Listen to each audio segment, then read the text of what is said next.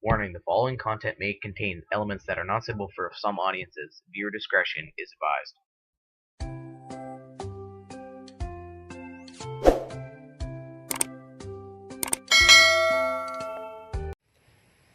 Good day mga kadugo, panibagong araw, panibagong vlog naman yung gagawin natin. So, kamusta kayo mga kadugo? Sa mga,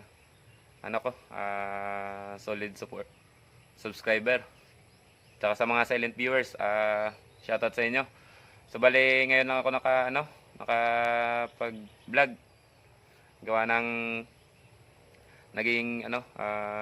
busy tayo sa pagbabasketball kasi may liga sa amin. So wala akong time mag-vlog. So ngayon tapos na yung fiesta sa amin. So makakapag-vlog na tayo uli. So bali sa nakikita nyo is yung bago sa receiver natin is ito. Yung mount. Bali napanalo na natin to kay Bro Rabrendel Paipa sa Wesanter. So yung brand nito is Wesanter. Napanalo na natin to sa sa parapol niya. Adjustable two piece mount, adjustable, no limit. So yung scope na nakakabit is Marcol 3 to 12 by 42. Oh. Galing naman yan kay Sir 1D Peter. So yun. Kay Bro 1. So bali yan yung muna yung nilagay ko kasi yung Discovery Gen 2 natin na 5230 by 56 is hindi na maka-hold ng 0. Nung first week nung Fiesta Minatay is tuning ako kasi bago yung yung slug na gamit natin. Kaya pala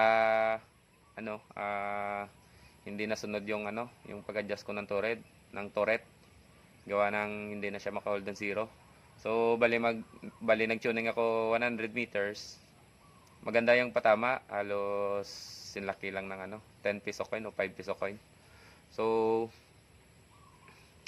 pag pag i-zero ko na ay lagay ko sa dead center na yung groupings is pagtira ko ulit, iba-iba na yung patama. Halos 5 to 10 shots pa bago siya mag groupings naman ng maayos. So na-notice ko is yung scope sira. So bali pinalitan ko muna. Ito ay galing sa converted arms core natin na unit ng kaibigan natin. So bali nilagyan ko lang ng scope. So ito muna yung gagamitin natin gawa ng tuning tayo ngayon, saglit lang hanggang 100 meters lang para makapaghan tayo mamaya. Namiss ko din magan kasi. So tumira na ako doon isa para makita ko lang yung drop ng slug. So bali yung gamit natin is FPS slug 0.17, 23 grains. Yung muzzle velocity nito kahapon nung pag-set ko is 998 to 1000 fps. 3 fps lang yung spread. So yun, mag-start tayo sa 1000 din pababa lang para kung ayaw niya sa 1000 fps is tuning tayo, medyo titipid sa hangin. Ayun. Kasi yung yung 24.6 grains ang lakas sa hangin. Parang ilang shots lang yung yung 1000 PSI sa kanya. So yung tank natin is 0.5 liters. Ayan. So kinuha ko na din dito yung yung tawag ko, yung folding adapter para gumaan konti.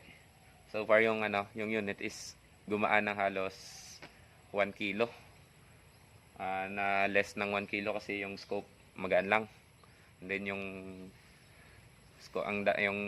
Discovery HD Gen 2 is sobrang bigat yun. Nasa halos 1.3 kilo. So yun, lagay ko na to sa sa side cam yung yung yung ano, yung cellphone. So bali shoutout muna. Shoutout sa iyo, Sir Oscar Noble. Ingat diyan palagi, sir. God bless. Shoutout kay Bro Arjon Castaños.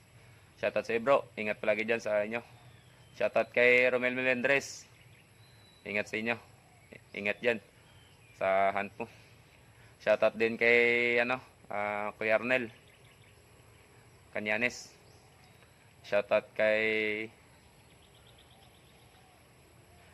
sa lahat ng mga viewers ko, sa solid subscribers, tsaka sa mga silent viewers. Sige na, lagay ko na to sa sidecam. Ito pala yung gamit natin. Yan. 0.22, size 217, 23 grains, FPS lag. So ito na yung natira. May sa ilalim pa yan. Sa na lang siguro. Kulang-kulang 100 pieces na lang. Sige. Ayan mga mga kadugo. Ayan. So bali dito tayo nag-aim sa may tali. And then nasa 1 MOA yung drop. Ayan siya. Pagdating ko nag-test tayo para makita lang yung drop ng slug. So follow up natin yan.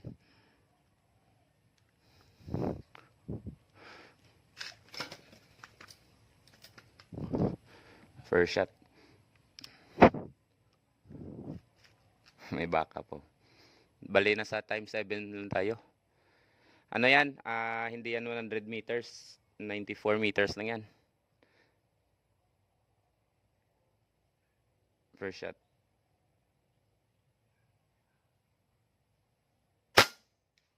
Uy, tumas. Second.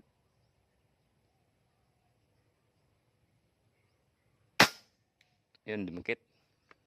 Third shot.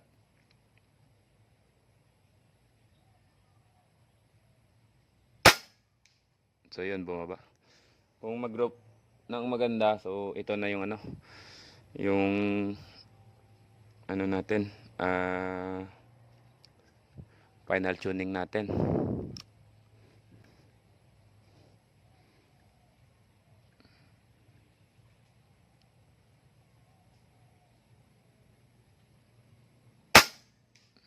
So yan. Bumaba. Mag second groupings tayo. Sa ilalim tayo titira. So bali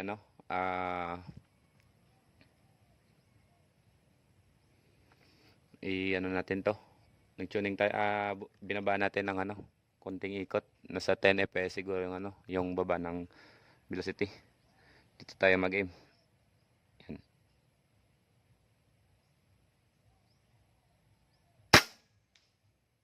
Yan, mababa. Yan, dumikit.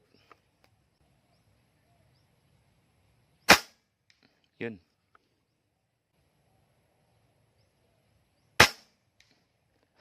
So, parang maganda na yan.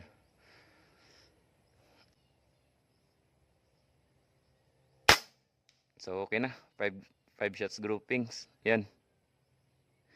Nasa 985 to 990 fps siguro to. So, stay na tayo dito and then i-zero ko sa 30 meters. Pag zero natin, test natin sa sa 50, 60, 70, 80, 90, 100 para malaman natin yung drop ng slug. Okay? Wait lang. A few moments later. So yan, yung poste na yan is 30 meters. Test natin dito. Adjust na agad tayo. Dito natin i-aim.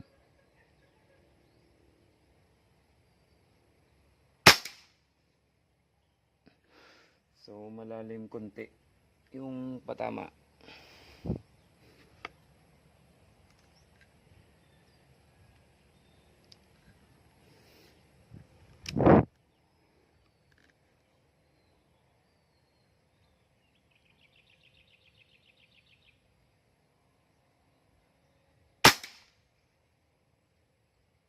Ayan.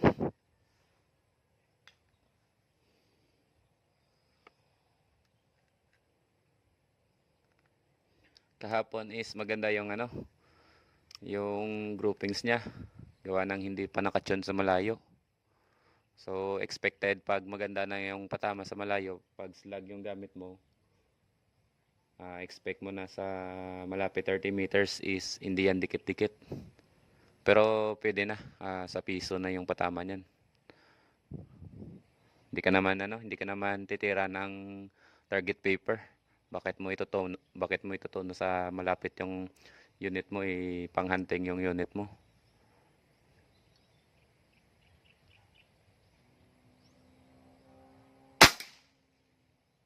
So yun. Mababa konti. 1, 2, 3. Okay na to. Bale, mag-test tayo sa 50 meters. Wait lang, hanap ako ng poste na 50 meters. Ito ay 51 meters. Check lang natin yung drop ng slug kung saan. First shot. Dito tayo mag-aim.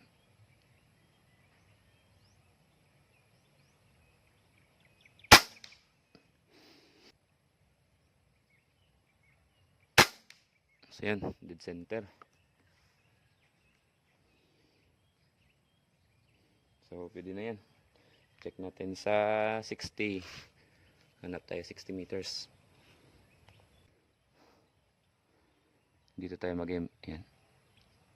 59 meters.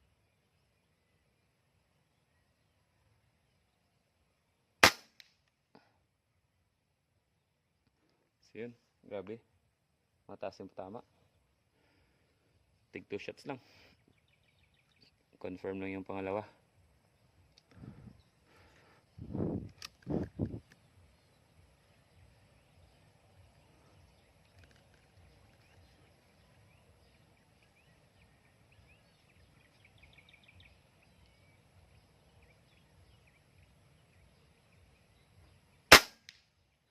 So yan, dikit. Okay na. So dead center 60 meters.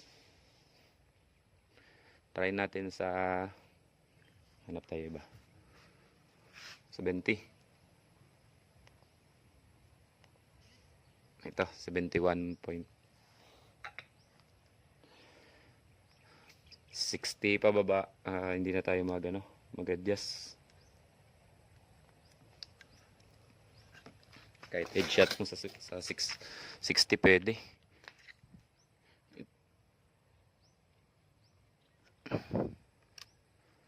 $71.5 ito. Kita ba? First shot.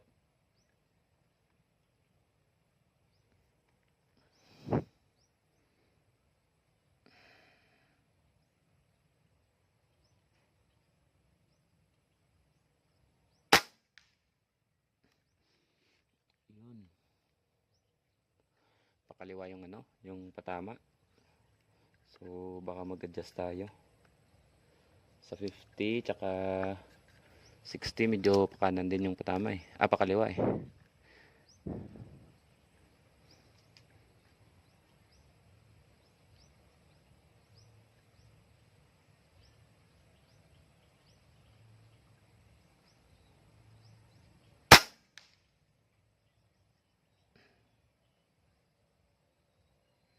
So yan, dyan sa try natin sa hindi naman tayo mag-headshot ng malayo eh. Body shot lang. Confirm.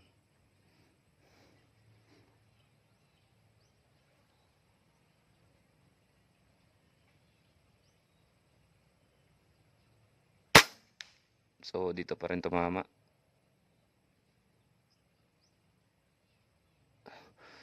So yan sa gitna ng bilog. Wait lang So ayan, 80 meters. First shot natin. Dito tayo mag-aim.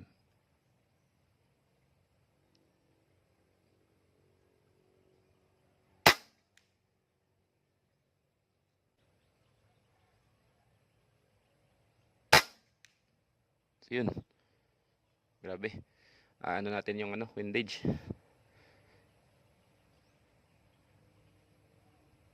1, 2, 3, 4, 5, 6.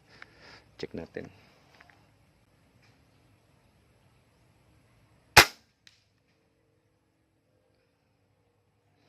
So yun,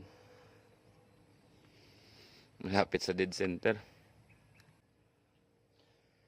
Try natin sa 90 meters. 80 pa pala.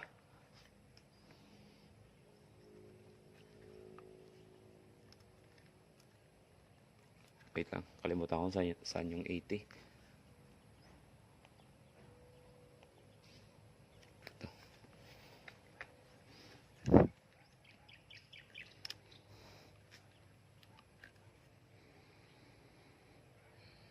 Saan tayo mag-aim? Dito tayo mag-aim ulit.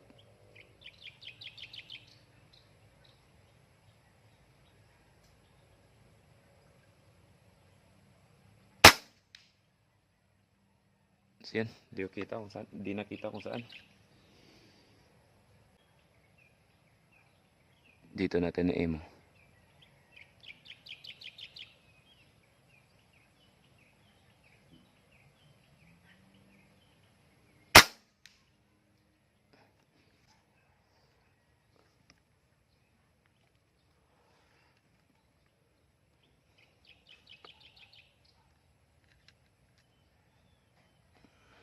So bali talagang scope yung problema sa unit natin nung last, kasi okay naman yung patama niya sa ito.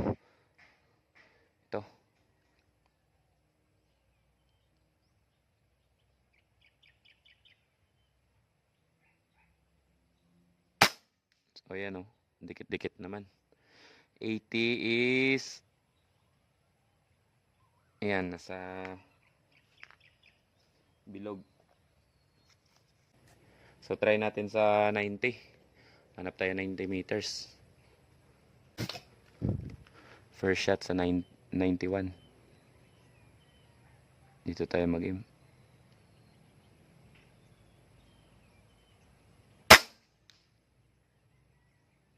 So yan, mababa lang konti. Confirm natin.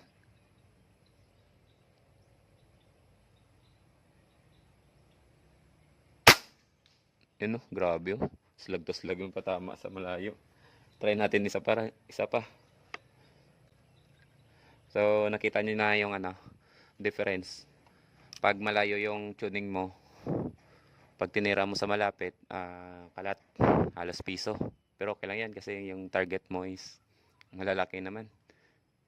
Kahit zebra dub, okay yan. Third shot.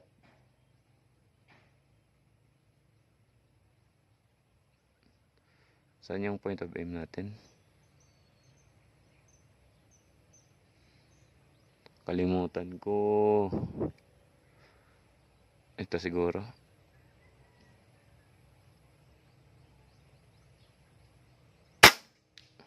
Ayun. Yun, yung mababa pala. Kala ko yung nasa taas. Try natin tutok doon sa mababa kung tatama pa rin siya sa yung dalawang tira sa ilalim ito. Tutok natin dito sa sa tinamaan natin.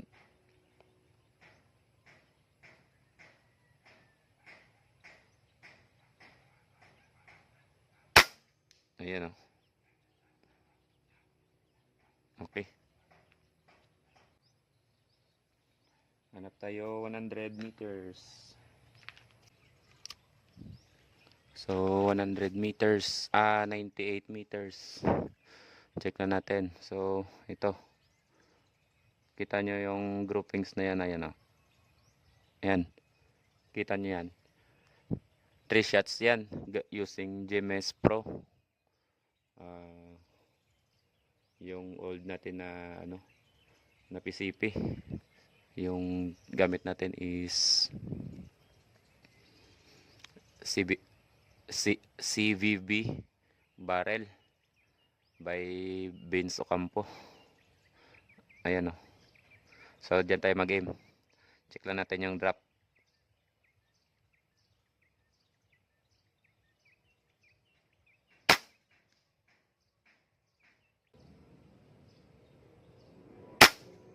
Yun oh. Dikit lang dyan oh. Ayun. Grabe, ayos yung groupings. So, nasa 1 MOA.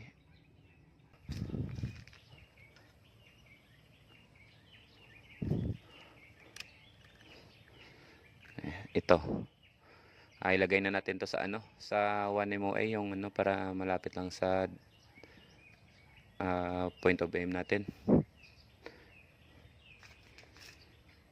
Yan.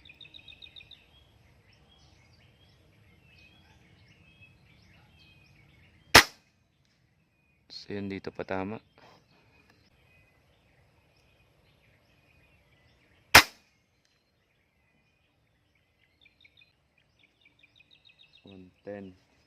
Hanggang ano lang, 120.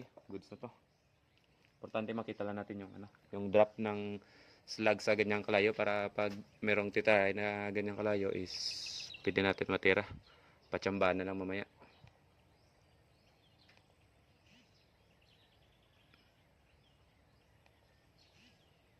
Ito, yung mataas na poste. 2 shots lang. Medyo pa ubos na rin yung hangin eh. 2.5 na lang yung karga. Yung output natin is 1.9. 1.9 dito sa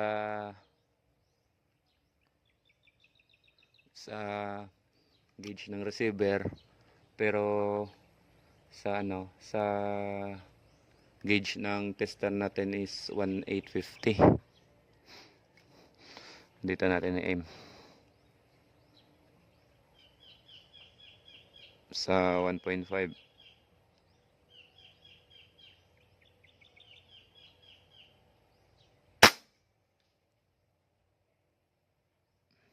Yun. Medyo pa kanan yung ano, yung patama. Parang hindi align yung ano, yung scope natin.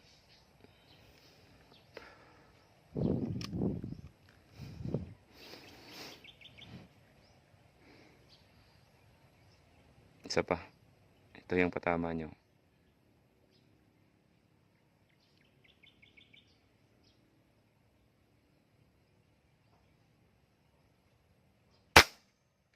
Yan, grabe dikit to. 120 meters. So, scope talaga yung ano, yung problema ng last. Hindi ko na na-upload yon. May ano, na-record ko din yon, pero ano doon, frustrated ako doon. Hindi ko na in-upload.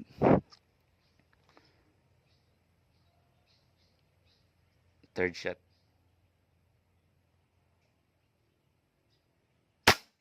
Yun no, grabe yung groupings oh. Piso, 120 meters, piso. Yan, recorded yan. So, hindi lang align yung ano, yung scope natin sa barrel. Kanting yung ano, yung scope. Hindi minadelay ko lang to kahapon ano, paglagay ng scope eh. Hindi ko na na-align ng masyado sa barrel. So, ayos na yan.